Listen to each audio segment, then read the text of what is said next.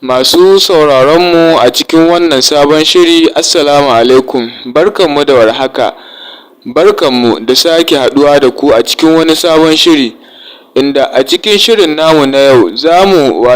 kawo muku bayanai akan halin da matasan nan guda biyu waɗanda aka kama tun bayan ɓarkewar rikici akan matakin da matasa suka ɗauka kan wannan da ta yi ɓatanci ga Annabi Muhammad sallallahu alaihi wasallam. Idan dai ba a manta ba, a ranar Alhamis ne matasan ɗaliban kwalejin Shehu Shagari suka ɗauki mataki akan wata wadda ta yi ɓatanci ga Annabi Muhammad sallallahu alaihi wasallam, inda jim kaɗan bayan faruwar wannan lamarin jami'an tsaro suka ba da sanarwar cewa sun kama matasa guda biyu,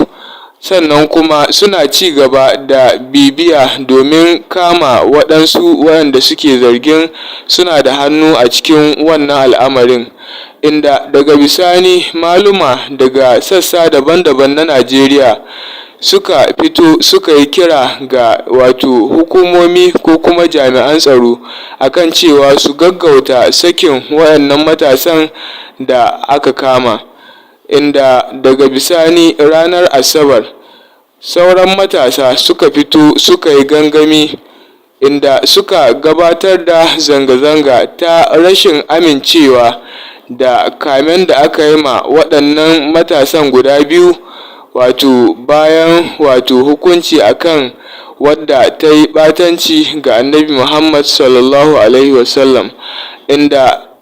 daga baya zanga-zangar ta rikide zuwa tarzoma, wanda ya tilasta gwamnan jihar Sokoto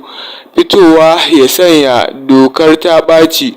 domin ƙoƙarin dawowa da doka da oda a faɗin wannan jiha. Bayan aukuwar waɗannan al'amura, mutane da dama ba su san halin da waɗannan matasan guda biyu suke ciki ba, inda wasu ke raɗe-raɗen cewa an sake su sun dawo cikin al'umma, inda wasu kuma suke da ra'ayin cewa suna a hannun hukuma ko kuma jami'an tsaro. To sai dai daga baya a ranar Monday, bayanai ko kuma rahotanni sun nuna cewa an yi zaman farko da su a gaban kotu, inda aka bayyana musu tuhume-tuhumen da ake yi a kansu, wanda daga bisani waɗannan matasan guda biyu ba su yi ƙasa a gwiwa ba wurin fitowa su musanta cewa sun aikata waɗannan laifuka. Ta bakin lauyoyinsu, waɗanda ɗaya daga cikin lauyan da ke kare su ya yi bayanai akan cewa waɗannan matasan sun musanta zarge-zargen da ake yi musu, inda su lauyoyin masu kare su suka yi ƙoƙarin ganin cewa alƙali ya ba da belin waɗannan matasa domin sun musanta waɗannan laifuka, kuma akwai hurumi akan doka na neman beli a kansu, wanda shi alƙalin ba tare da ya nuna amincewa ko rashin amincewa ba ya ɗaga wannan zama zuwa ranar Laraba domin ci gaba da shari'ar da ake yi musu. Kenan ranar Laraba mai zuwa za a ci gaba da zaman kotu domin sauraren ƙarar da ake yi musu, kuma a nan ne ainihin za a ga irin matakin da ita kotu za ta ɗauka, ko dai na amincewa ta bayar da belin su ko kuma rashin amincewa domin bayar da wannan beli kamar yadda lauyoyinsu suka bukata tun da fari.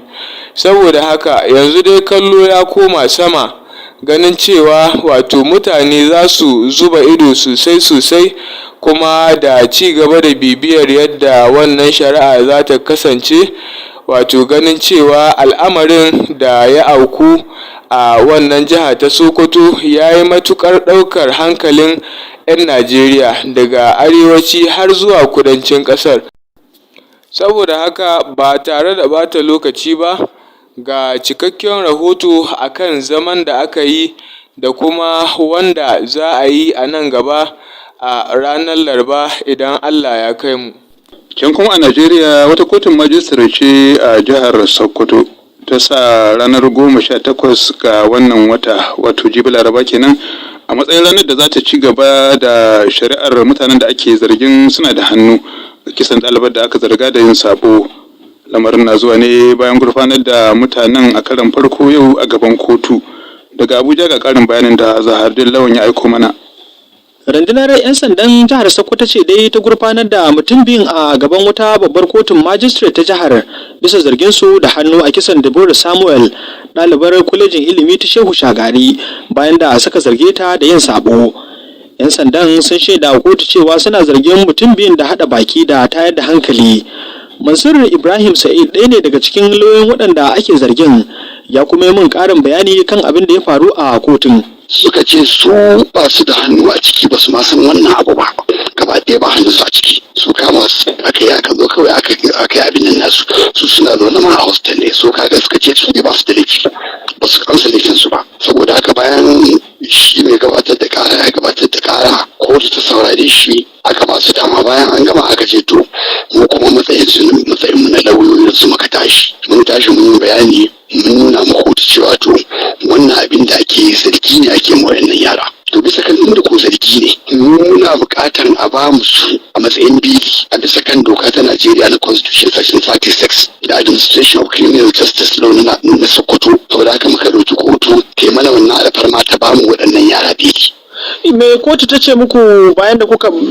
gabatar da buƙatar a bada belin su? Bayan mun gabatar da wannan bukata, kotu ta saurara ta ce to ita yanzu ba za ta iya cewa komai ba, saboda haka ta daga shari'a sai zuwa ranar Laraba sannan ta ƙara sauraron mu. Wannan shi ne ake ciki yanzu. A makon jiya ne tarzoma ta barke inda cincirindan ɗalibai matasa suka auka wa Deborah Samuel bayan sun zarge ta da aikata wani mummunan sabo. Daga bisani 'yan sanda sun ba da sanarwar kama mutum biyu. Gurfanar da mutanen a gaban kotun na zuwa ne a daidai lokacin da gwamnatin jihar Sokoto ta sassauta dokar hana fita ta sa'o'i 24 da ta kafa a jihar sakamakon zanga-zanga da ta barke kan kama waɗanda ake zargi da kashe ɗalibar. Dokar dai ta koma daga maraice zuwa safiya. Kowane hali ake ciki a birnin na Sokoto bayan sassauta dokar hana fita ɗin? Birnin Sokoto yana nan, kuma irin abubuwan da ke gudana yanzu abubuwan sun dan dakata a yanayin dokar da aka sa, kuma yawanci wasu al'umma waɗanda ke da kasuwa nan suke neman abin da sun gaci. To ka san yanayin aka ce an sa irin wannan dokar, dole akwai tsawala tun da wasu sai da zan nemi abin da sun gaci. Amma alhamdulillah abubuwa dai sun dakata, an samu irin rikice-rikice nan da ake samu, kuma abu ya kwanta yanzu. Ya kaga walwalar jama'a haka? Walwalar jama'a kowa na nan yana shigulla ne, wasu na abubuwan su, kuma sun fi wajen ɗan aikin sai da suka tafi dubu suna cin abin da suka samu abin da sun ka nema su da su. Yayin da ƙura ta lafa a birnin Sokoto, masu gabatar da ƙara sun buƙaci kotun ta dage shari'ar da aka gurfanar da mutanen da ake zargin don samun damar gudanar da cikakken bincike.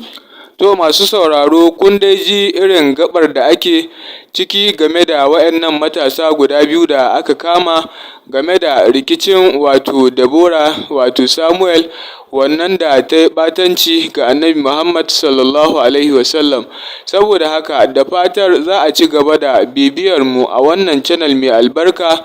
domin samun ci gaba da wato zaman da za a yi na wato shari'ar waɗannan matasa guda biyu. Sannan kuma idan wannan shine zuwanka na fari a wannan channel mai albarka, ka danna subscribe da kuma alamar ƙararrawa domin sanar da kai daga zarar mun ɗaura wani sabon shiri nan gaba. Assalamu alaikum wa rahmatullahi wa barakatuhu.